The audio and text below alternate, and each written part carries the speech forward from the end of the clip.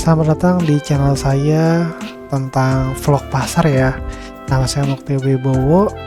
Nah, ini saya sedang ingin menimbang kacang kupas. Oke, sebelumnya saya mau bercerita nih tentang asal-usul saya sih. Sebelum saya bekerja di pasar ini atau memanajemen warung ini atau mengolah warung ini bersama abang saya. Ini sebelumnya warung ini atau toko ini punya ibu saya, orang tua saya. Tapi orang tua saya, ayah saya sudah meninggal.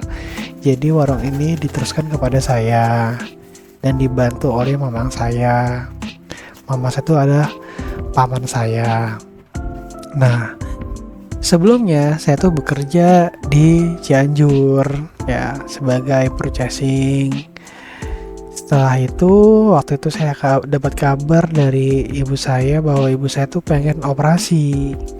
Jadi kan ibu saya pengen operasi, ibu saya tuh punya tiroid, ya punya tiroid. Jadi ibu saya pengen, jadi kan operasi itu kan pasti namanya ada yang nemenin ya. Nah yang nemenin itu bapak saya atau ayah saya bilangnya ayah ya.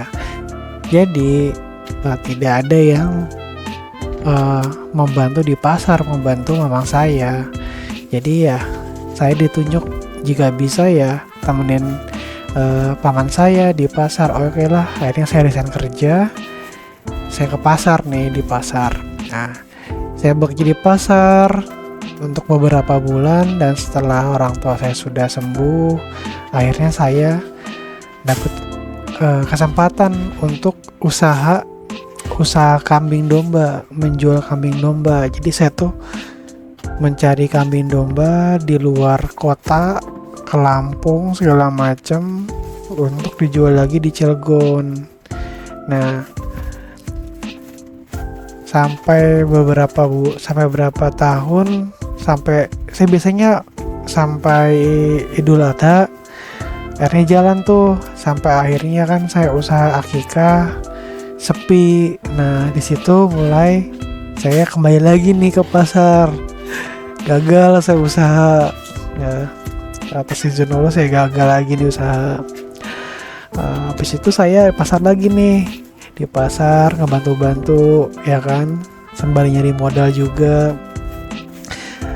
Nah sampai ketika saya ada modal terkumpul lagi, ya dibantu oleh orang tua saya juga, akhirnya saya usaha lagi nih kambing domba. Beberapa bulan, tidak nyampe setahun, gagal lagi saya usaha kambing domba tersebut. Kayaknya memang saya tidak cocok gitu dengan usaha kambing domba. Saya pun gagalnya pun ya, pertama karena saya ketipu, kedua banyak faktornya karena emang kandang saya itu jauh dari perkotaan. Jadi saya punya tempat atau di desa di ujung kota lah ya, yang dimana aksesnya emang sulit pada saat itu. Dari ujung jalan kota ke tempat peternakan saya itu, ke tempat kandang saya itu, waktunya hampir bisa menghabiskan waktu sekitar setengah jam lebih. Bayangin aja, karena jalan di sana rusak. Jadi kayaknya kita tuh orang tua saya dan keluarga saya tuh kena marketing untuk beli tanah di situ dengan harga murah sih emang, karena murah tanahnya. Jadi kita berani, tapi kita nggak tahu konsekuensinya bahwa ya yang namanya pembeli ya dia juga memikirkan gitu, memikirkan akses ke peternakan juga, memikirkan akses ke kandang juga, dan itu membuat orang-orang itu pada mundur untuk melihat kambing yang domba yang saya jual. Jadinya ya tadi sepi. Itu kegagalan yang pertama sih ya, alasan gagal yang pertama. Ini yang kedua tuh lebih saya ketipu. Saya ketipu, kambing-kambing saya diambil oleh oknum. Jadi ya karena yang namanya bisnis kambing dari akikah sepi, saya mempercayakan kambing domba saya dibawa oleh seseorang untuk dipotong di Jakarta, sampai akhirnya yaitu rugi banyak saya, puluhan juta. Terus juga banyak masalah lain yang menghampiri saya waktu itu. Kayaknya saya tuh sebenarnya udah nggak, pas memulai usaha itu saya tuh emang udah nggak apa sih ya namanya, nggak oke sih, nggak oke dimana ketika kita mulai usaha tuh artinya diawali dengan tadi saya tuh ya tadi menjembeleh. Sebenarnya apa ya, saya bingung ya saya ngomongnya ya.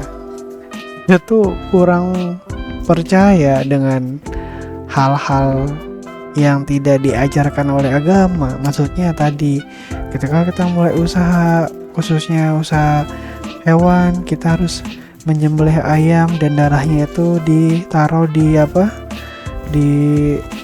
di tanah tempat kandang. Oh gila, itu kayak saya mikir itu tidak boleh dilakukan. Itu kayak bukan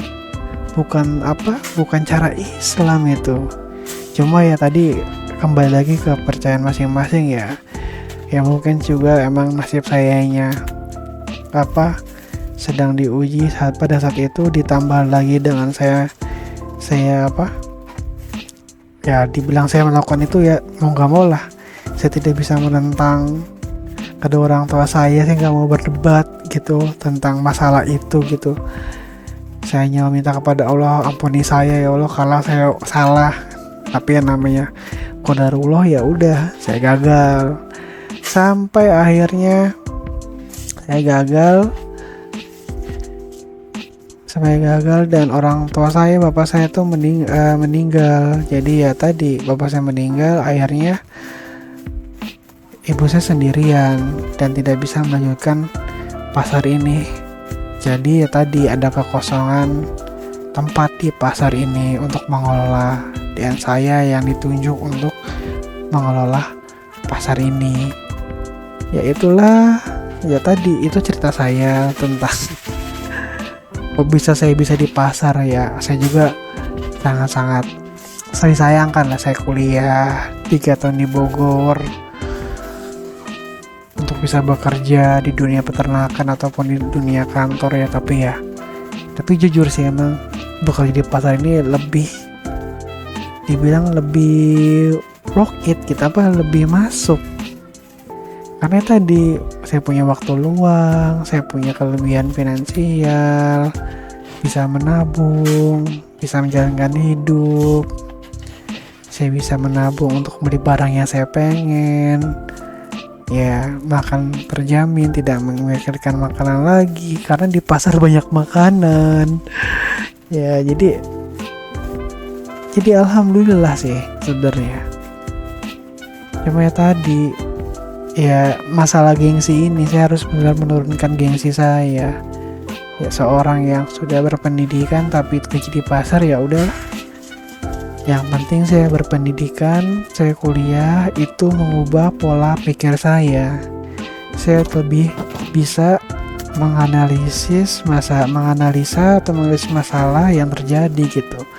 Dengan pola pikir yang sudah kita latih di kuliah, jadi kitanya saya lebih pede aja gitu. Jadi tidak ambil pusing setiap masalah-masalah yang terjadi atau masalah-masalah dalam kehidupan ini, kita bisa menganalisanya. Itu saja sih. Sekian dari saya. Terima kasih sudah mendengarkan curhat saya ya teman-teman.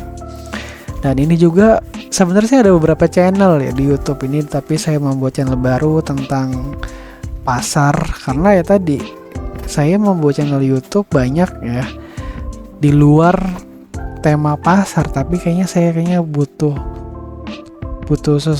sayang banget gitu ya. Saya dibilang seharian di pasar tapi tidak membuat konten tentang pasar ya tadi, makanya saya